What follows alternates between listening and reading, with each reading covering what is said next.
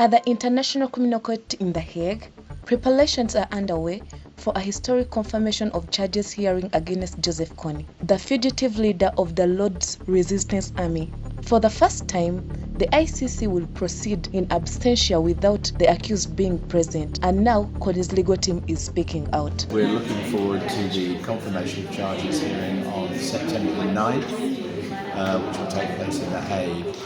Obviously this has been a unique experience for us because we're having to deal with a case where we have no client and no instructions, but we're ready to argue on the 9th of September.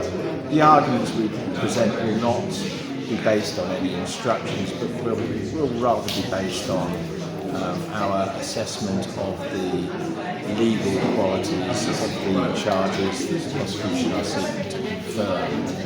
I should add that it's been a great pleasure to be involved in this case, particularly because it's given us the opportunity to visit Uganda so often and to gain an understanding of how the country has developed in the last 20 years since the time of the peace talks. And it seems to us that it's now a country that's moving forward very positively. From September 9th to 11th, the ICC will hold a groundbreaking information on charges hearing for Joseph Kony, wanted for 33 counts of war crimes and crimes against humanity. Despite remaining at large, a four-member defense team has been appointed to represent him. Speaking in Kampala, lead counsel Peter Haynes called the case virtually unprecedented. Haynes said the team's mandate is not to urge Kony's innocence, but to assess the legal soundness of holding such a hearing in his absence and whether it serves the interest of justice. You have to,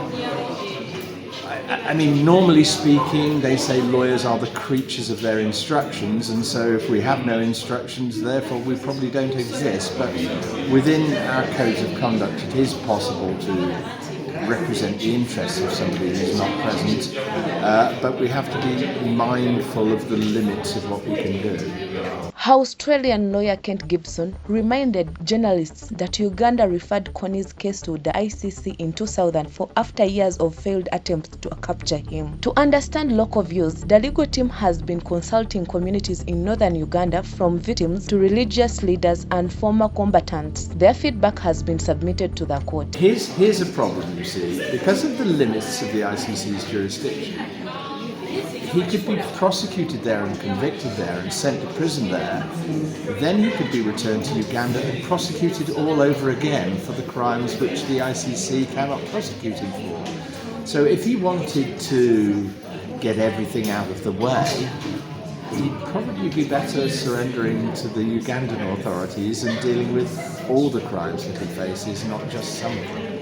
The hearing will determine whether there is enough evidence to move forward with the charges, but the trial itself can only proceed if Kony is captured. Joseph Kony remains one of the world's most wanted fugitives, while the ICC prepares to break new legal ground. Questions remain about how justice can be served without the accused ever appearing in court. Story compiled by Judith Kukunda.